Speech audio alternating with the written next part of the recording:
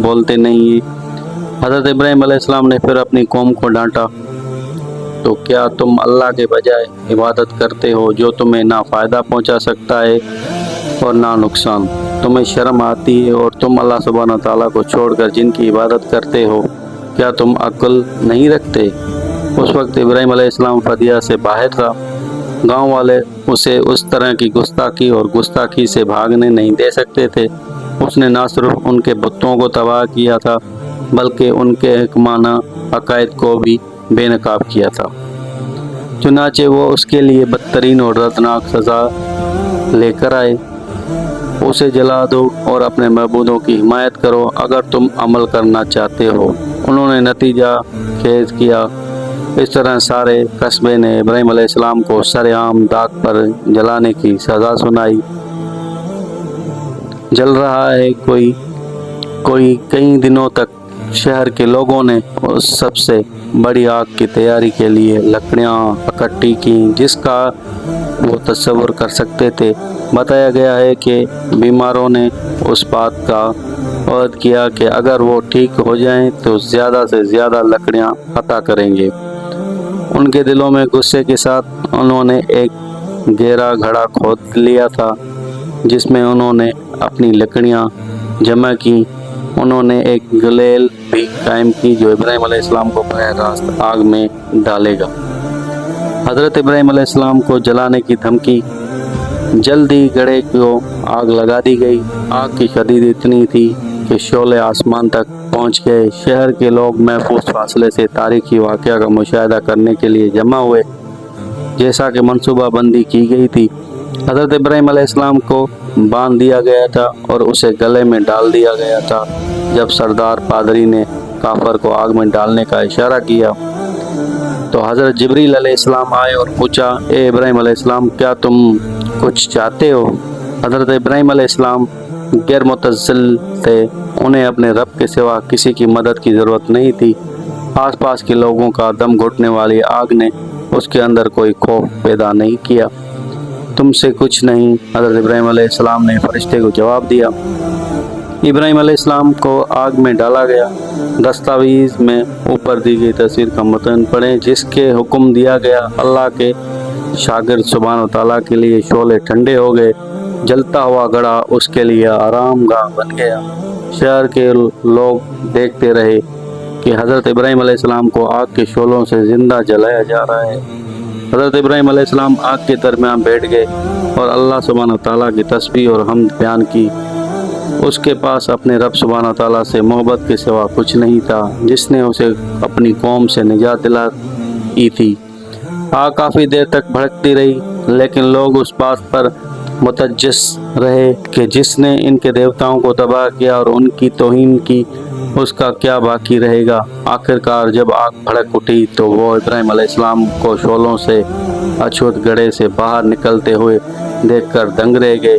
آگ کی کاجل نے تماشائیوں کے چہروں کو سیاہ کر دیا۔ ابراہیم علیہ السلام کا چہرہ روشن رہا۔ لوگ حیرانی سے پکار اٹھے، حضرت ابراہیم علیہ السلام آگ سے بچ گئے۔ اللہ نے قرآن میں نازل فرمایا، انہوں نے اسے نقصان پہنچانا چاہا لیکن ہم نے انہیں بدترین نقصان پہنچایا۔ یہ واقعہ مشرکین کے لیے واضح ثبوت تھا کہ وہ غلطی پر تھے، لیکن ان کے غصے نے انہیں اپنی غلطیوں کا اعتراف کرنے سے باز رکھا اور اس کے بجائے ابراہیم علیہ السلام کی طرف غصہ بڑھا دیا۔ اسی وقت بہت سے لوگوں حضرت ابراہیم علیہ السلام کی پیروی کرنے لگے، حالانکہ انہوں نے نقصان یا موت کے خوف سے اپنے عقیدے کو پوشیدہ رکھا۔ حضرت ابراہیم علیہ السلام کا بادشاہ نمرود سے بحث۔ حضرت ابراہیم علیہ السلام کا بادشاہ نمرود سے مناظرہ۔ حضرت ابراہیم علیہ السلام کے معجزانہ طور پر آگ سے بچنے کے خبر خدا کے طور پر اس کی حیثیت کو خطرہ میں ڈال دیا تھا۔ وہ حضرت ابراہیم علیہ السلام جیسے ایک عام انسان سے مارنے کے لیے تیار نہیں تھا، ہارنے کے لیے تیار نہیں تھا۔ چنانچہ اس نے ابراہیم علیہ السلام کو محل میں بلا لیا۔ بادشاہ نے حضرت ابراہیم علیہ السلام سے اپنے معبود کے بارے میں دریافت کیا۔ میرا رب وہی ہے جو زندگی دیتا ہے اور موت دیتا ہے۔ بادشاہ نے جواب دیا، میں زندگی دیتا ہوں اور میں دیتا ہوں۔ حضرت ابراہیم علیہ السلام نے پھر کہا، بے شک اللہ سبحانہ و تعالیٰ سورج کو مشرق سے نکالتا ہے تو اسے مغرب سے نکالو، تو کافر مغلوب ہو گیا، اور اللہ سبحانہ تعالیٰ ظالم لوگوں کو ہدایت نہیں کرتا۔ بے شک حضرت ابراہیم علیہ السلام نے چیلنج کیا کہ اللہ سبحانہ تعالیٰ سورج کو مشرق سے طلوع کرتا ہے تو اسے مغرب سے طلوع کرو۔ چنانچہ کافروں کو مکمل شکست ہوئی، اور اللہ سبحانہ تعالیٰ ظالموں کو ہدایت نہیں دیتا۔ حضرت ابراہیم علیہ السلام نے اپنی قوم کو تبلیغ کی اور ان سے یہ التجا کی کہ وہ سمجھیں کہ ان کے معبود جھوٹے ہیں، اور یہ کہ اللہ سبحانہ تعالیٰ متعلق خدا تھا۔ اس کی نئی شہرت کے باوجود اس نے ان کو کچھ بھی کہا۔ مشرک ان کے راستے میں ڈٹے رہے۔ اس نے جتنے بھی درس سے تمام قربانیاں معجزات کے لیے، اور پھر بھی اس کے لوگوں کے درمیان سہارا نہیں رہا۔ اس کے والد نے اس سے انکار کیا، اس کی برادری نے اسے دھمکایا، اور دعوے کے برسوں کے کانوں پر پڑے رہے۔ اس کا راستہ گہری تنہائی میں سے ایک لگتا تھا، پھر بھی اللہ سبحانہ تعالیٰ پر اس کا بھروسہ کبھی متزلزل نہیں ہوا، اور اس کے لیے کافی تھا۔ وقت گزرنے کے ساتھ برخاستگی کے سمندر کے درمیان دور روحیں نمودار ہوئیں جو اس کے پیغام میں سچائی کی طرف متوجہ ہوئیں۔ سارا جو اس کی پیاری بیوی اور سہارے کا ستون بنے گی، اور اس کا بھتیجا لوط جو خود نبی بننے والا تھا۔ حضرت ابراہیم علیہ السلام نے ہجرت کی، کسی نے ان کی پکار پر کان نہ دھیرے۔ حضرت ابراہیم علیہ السلام نے اپنے رب کی خاطر کہیں اور اپنے مذہب کی تبلیغ کرنے کا فیصلہ کیا، اور لوط علیہ السلام نے اس پر ایمان لایا۔ حضرت ابراہیم علیہ السلام نے کہا، بے شک میں اپنے رب کی خدمت کے لیے ہجرت کروں گا، بے شک وہ غالب اور حکمت والا ہے۔ آپ نے حضرت سارہ اور حضرت لوط علیہ السلام کے ساتھ اپنی بستی چھوڑی۔ تینوں نے اور نامی شہر، پھر ایران اور پھر فلسطین کا سفر کیا۔ فلسطین میں تبلیغ کے بعد انہوں نے مصر کا سفر کیا۔ حدیث میں یہ بھی آتا ہے کہ ایک دن جب حضرت ابراہیم علیہ السلام اور سارہ سفر کر رہے تھے تو ایک ظالم کے علاقے سے گزرے۔ حضرت ابراہیم علیہ السلام نے ظالم کا مقابلہ کیا۔ ایک شخص نے ظالم کو اطلاع دی۔ اس شخص حضرت ابراہیم علیہ السلام کے ساتھ ایک دلکش عورت ہے۔ چنانچہ ظالم نے حضرت ابراہیم علیہ السلام کے پاس جا کر سارہ کے بارے میں دریافت کیا، یہ خاتون کون ہے؟ اس نے پوچھا۔ ابراہیم علیہ السلام نے جواب دیا، وہ میری بہن ہے۔ حضرت ابراہیم علیہ السلام نے جلدی سے سارہ کے پاس گئے اور اسے سمجھایا، اے سارہ، تمہارے اور میرے سوائے روئے زمین پر کوئی مومن نہیں۔ اس شخص نے مجھ سے تمہارے بارے میں پوچھا تو میں نے اس سے کہا کہ تم میری بہن ہو، لہذا میرے قول کے خلاف نہ ہو۔ ظالم نے سارہ کو طلب کیا۔ جب وہ اس کے پاس گئی تو اس نے اس کا ہاتھ پکڑنے کی کوشش کی، جس سے اس کا ہاتھ اکڑ گیا۔ پریشان ہو کر اس نے سارہ سے پوچھا، میرے لیے اللہ سبحانہ تعالیٰ سے دعا کرو، میں تمہیں کوئی نقصان نہیں پہنچاؤں گا۔ چنانچہ سارہ نے اللہ سبحانہ تعالیٰ سے دعا کی اور ظالم ٹھیک ہو گیا۔ ظالم سارہ کا ہاتھ پکڑتا ہے، لیکن ظالم نے اپنے وعدے کی پاسداری نہ کی اور سارہ کا ہاتھ ایک بار پھر پکڑنے کی کوشش کی، جس پر اس کا ہاتھ پہلے سے زیادہ سخت ہو گیا۔ اس نے ایک بار پھر سارہ سے ان کے علاج کے لیے دعا کی، درخواست کی، میرے لیے اللہ سبحانہ تعالیٰ سے دعا کرو، میں تمہیں کوئی نقصان نہیں پہنچاؤں گا۔ سارہ نے دوبارہ اللہ سبحانہ تعالیٰ سے پوچھا تو وہ ٹھیک ہو گئے۔ گارڈ اور باجرہ۔ پھر اس نے گارڈ کو بلایا جو اسے لے کر آیا تھا اور کہا، تم مجھے انسان نہیں بلکہ شیطان لائے ہو۔ اس کے بعد ظالم نے ہاجرہ کو بطور لڑکی سارہ کو دے دیا۔ سارہ نے حضرت ابراہیم علیہ السلام کو نماز پڑھتے ہوئے دیکھا۔ اس نے اس سے کہا، اللہ نے کافر کی ناپاک تدبیر کو خاک میں ملا دیا اور مجھے خدمت کے لیے ہجر عطا کیا ہے۔ السلام علیکم ویورز، میں آپ کو بتانا چاہ رہا ہوں ابراہیم علیہ السلام کا قصہ پارٹ 4۔ یہاں پہ میں نے پچھلے ویڈیو میں جو آخری قصہ چھوڑا تھا وہ میں پھر ریپیٹ کروں گا۔ اس نے اس سے کہا، اللہ سبحانہ تعالیٰ کی کافر کی ناپاک تدبیر کو خاک میں ملا دیا اور خدمت کے لیے ہجر عطا کیا۔ ابراہیم علیہ السلام کی اولاد قرآن اور حدیث ابراہیم علیہ السلام کی اولاد کی ذکر کرتی ہے۔ مذہبی متن سے پتہ چلتا ہے کہ ابراہیم علیہ السلام بی بی سارہ 3 سالوں سے بانجھ تھی جب انہوں نے تبلیغ کی اپنی زندگی جاری رکھی۔ سارہ تنہائی کے گھر گہرے احساس سے دوچار ہو گئی جو جزوی طور پر بچہ پیدا کرنے اس کی نااہلی کی وجہ سے پیدا ہوئی۔ اس نے ابراہیم علیہ السلام کو اپنی نتیجے سے محبت دیکھی اور اسے افسوس ہوا کہ وہ اسے اپنا بچہ پیدا نہیں کر سکتی۔ گاڑ اور باجرہ حاجرہ حضرت ابراہیم علیہ السلام کو بھی بڑھاپے میں یہ فکر ہونے لگی کہ ان میراث کو آگے بڑھانے والا کوئی نہیں ہوگا، لہذا بے غرضی سے سارہ نے اپنی نوکران حاجرہ کو اپنے شوہر سے شادی کی پیشکش کی۔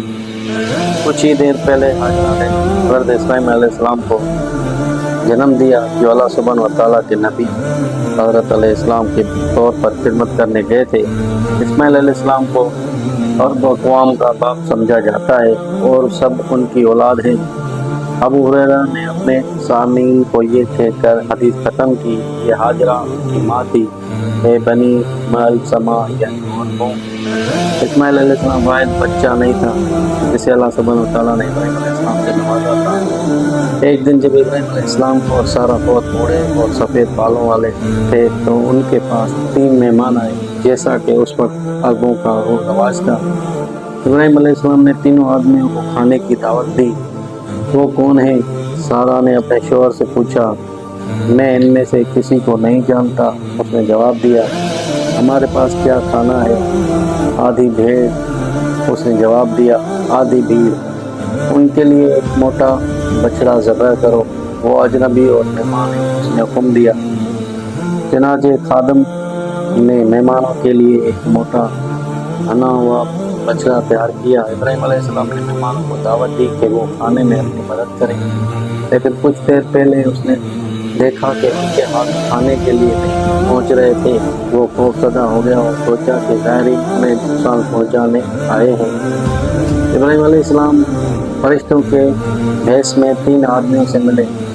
دستاویز میں اوپر دی گئی تصریح کا متن پڑھیں۔ پھر فرشتوں نے جوڑے کو ان کے دوسرے بیٹے عیسیٰ کی پیدائش کی بشارت دی علیہ السلام اور مستقبل کے ہوتے یعقوب علیہ السلام۔ سارہ حیران رہ گئی، وہ میرے اس بڑھاپے میں بچے کیسے ہو سکتا ہے اور میرا شوہر یہاں بوڑھا ہے؟ اس نے فرشتوں سے پوچھا۔ انہوں نے جواب دیا، کیا تم اللہ سبحانہ و تعالیٰ کے اس فرمان سے حیران ہو رہی ہو؟ اے اس گھر کے لوگوں، تم پر اللہ سبحانہ و تعالیٰ کی رحمتیں اور برکتیں نازل ہوں، بے شک وہ قابل تعریف بڑا شان والا ہے۔ حضرت ابراہیم علیہ السلام کی کہانی ان کے بیٹوں انبیاء اسماعیل علیہ السلام اور اسحاق علیہ السلام کی زندگیوں تک پھیلی ہوئی ہے۔ جیسا کہ ہم ان کی کہانیوں کی گہرائی میں مطالعہ کرتے ہیں، ہم آج کے اسلامی عقیدے کے مرکز میں بہت سے طریقوں کی جڑوں سے پردہ اٹھاتے ہیں۔ یہ حکایتیں بھرپور تاریخی بصیرت پیش کرتی ہیں، بلکہ زیارت اور عید کی اہمیت پر بھی روشنی ڈالتے ہیں۔ حضرت ابراہیم علیہ السلام اللہ سبحانہ و تعالیٰ سے قیامت کے بارے میں سوال کرتے ہیں۔ حضرت ابراہیم علیہ السلام نے اپنے دن اللہ سبحانہ و تعالیٰ کی عبادت اور لوگوں کو اپنے دین کی طرف بلانے میں گزارے۔ وہ جانتا تھا کہ اس کے اپنے رب کی طرف واپسی سبحانہ و تعالیٰ زیادہ دور نہیں۔ وہ یہ جاننے کے لیے متجس تھا کہ اللہ سبحانہ و تعالیٰ مردوں کو بعد کی زندگی میں کیسے واپس لاتا ہے۔ اس نے ایک بچے کی طرح التجا کی، جیسے والدین سے پوچھ رہے ہوں کہ کچھ کیسے ہوا، شک کی وجہ سے نہیں بلکہ تجویز سے۔ اس نے اللہ سبحانہ و تعالیٰ سے کہا، اے میرے رب، مجھے دکھا کہ تو مردوں کو کیسے زندہ کرتا ہے۔ اللہ سبحانہ و تعالیٰ نے فرمایا، تمہیں یقین نہیں آیا؟ حضرت ابراہیم علیہ السلام نے جواب دیا، ہاں، لیکن میں پوچھتا ہوں صرف اس کے لیے میرا دل مطمئن ہو۔ اللہ سبحانہ تعالیٰ نے فرمایا، 4 پرندے لے لو اور انہیں اپنے سپرد کر دو، پھر ہر پہاڑی پر ان کا ایک حصہ رکھو، پھر انہیں بلاؤ، وہ جلدی سے تمہارے پاس آئیں گے، اور جان لو کہ اللہ سبحانہ تعالیٰ غالب اور حکمت والا ہے۔ چنانچہ حضرت ابراہیم علیہ السلام نے ویسا ہی کیا جیسا کہ انہیں بتایا گیا تھا، اور معجزانہ طور پر پرندوں کے مختلف حصے جو پہاڑی کی چوٹیوں پر رکھے گئے تھے एक हो गए। हज़रत इब्राहीम अलैहिस्सलाम ने 4 परिंदों का मुआवजा देखा और जैसा कि अल्लाह सुब्हानहू तआला की तरफ से नाजिल हुआ, परिंदे उड़ते हुए हज़रत इब्राहीम अलैहिस्सलाम के पास आए। लिहाजा हज़रत इब्राहीम अलैहिस्सलाम को ये देखना नसीब हुआ कि अल्लाह सुब्हानहू तआला ने मौत के बाद किस तरह ज़िंदगी बख्शी। हज़रत इब्राहीम अलैहिस्सलाम ने अपनी ज़िंदगी में बहुत से मुआज़ात देखे। वो कामयाब तरीन अम्बिया में से थे और उन्हें अव्वल अम्बिया जैसे बहुत से अलक़ाबात से नवाजा गया, जिसका मतलब है अम्बिया का बाप, क्योंकि वो 2 बेटों हज़रत इसहाक़ और हज़रत इस्माइल अलैहिस्सलाम के बाप थे। हज़रत इब्राहीम अलैहिस्सलाम ख़ानदानी का दरख्त। कई नस्लों के बाद हज़रत इस्माइल अलैहिस्सलाम के सिलसिले नस्ब से सऊदी अरब की सहराई वादी में एक लड़का पैदा हुआ और उसका नाम मोहम्मद सल्लल्लाहु अलैहि वसल्लम था। रसूल पाक सल्लल्लाहु अलैहि वसल्लम ने अपने वालिद की तहज़ीम के लिए अपने बेटे का नाम इब्राहीम रखा। आप सल्लल्लाहु अलैहि वसल्लम फरमाते हैं कि आज रात मेरे यहाँ एक लड़का पैदा हुआ, मैंने उसका नाम अपने वालिद इब्राहीम अलैहिस्सलाम के नाम पर रखा। हज़रत इसहाक़ अलैहिस्सलाम के सिलसिला नसब में याकूब अलैहिस्सलाम और यूसुफ अलैहिस्सलाम शामिल हैं। उनकी दौर की औलाद में बहुत से दूसरे अज़ीम अम्बिया शामिल हैं, जैसे मूसा अलैहिस्सलाम, हारून अलैहिस्सलाम, ईसा अलैहिस्सलाम, ज़करिया अलैहिस्सलाम, यहया अलैहिस्सलाम, सुलेमान अलैहिस्सलाम और दाऊद अलैहिस्सलाम। इसलिए उन्हें फादर ऑफ नेशन भी कहा जाता है। कुरान पाक से इब्राहीम अलैहिस्सलाम ने यहूदी थे और ना ईसाई, वो एक मुसलमान थे, मुकम्मल तौर पर अल्लाह सुब्हानहू तआला के लिए वक़फ़ थे। यहाँ उस आयत में उससे इब्राहीम अलैहिस्सलाम को हनीफ कहा गया है, जो कि एक खालिस या हकीकी तौहीद पर परस्त होने के लिए एक ओहदा है, जो दूसरे तमाम माबूदों को तर्क कर दे और सिर्फ अल्लाह की वहदानियत पर यकीन रखता हो। हज़रत इब्राहीम अलैहिस्सलाम की कहानी में जो चीज़ सबसे ज़्यादा मुतासिर कन है वो ये है कि उन्होंने एक तवील अरसे तक तन्हाई की ज़िंदगी गुजारी और कभी ईमान नहीं खोया। ये अल्लाह ताला सुब्हानहू तआला के महबूब तरीन लोगों में से है और कई मौके पर इसकी सख्त आजमाइश हुई, लेकिन जितना बड़ा इम्तिहान होगा उतना ही बड़ा अजर है। वो बगैर किसी बच्चे के अकेले रहने से चला गया, धमकी दी गई और तमाम कौमों का बाप बनने के लिए बेदखल किया गया, हमेशा के लिए महबूब और इज्जत वाला। और उसने सिर्फ अल्लाह सुब्हानहू तआला पर भरोसा किया और अपने आप को मुकम्मल तौर पर तस्लीम कर लिया। अल्लाह सुब्हानहू तआला फरमाते हैं, दिल में उससे बेहतर कौन हो सकता है जो अपने नफ्स को अल्लाह सुब्हानहू तआला के सुपर्द कर दे, नेक काम करे और इब्राहीम अलैहिस्सलाम के तरीके पर सच्चा ईमान लाए। आयत फिर ये कहती है कि और अल्लाह ने इब्राहीम अलैहिस्सलाम को अपना दोस्त बनाया, यहीं पर नहीं खलीलुल्लाह यानी अल्लाह का दोस्त का लक़ब दिया गया। उन्हें जन्नत में आला मुकाम अता किया गया था, जहाँ वो बाद में अपने भाई हज़रत मोहम्मद सल्लल्लाहु अलैहि वसल्लम की रात में सलाम पेश करेंगे। इस तरह से हज़रत इब्राहीम अलैहिस्सलाम का किस्सा यही मुकम्मल होता है। और अगर आपने मेरे चैनल को सब्सक्राइब नहीं किया, लाइक नहीं किया और बेल आइकन का बटन नहीं दबाया तो मेहरबानी करें सब्सक्राइब करें, लाइक करें, बेल आइकन के बटन को दबाएं ताकि मेरी हर आने वाली वीडियो आप तक पहुंच सके। शुक्रिया।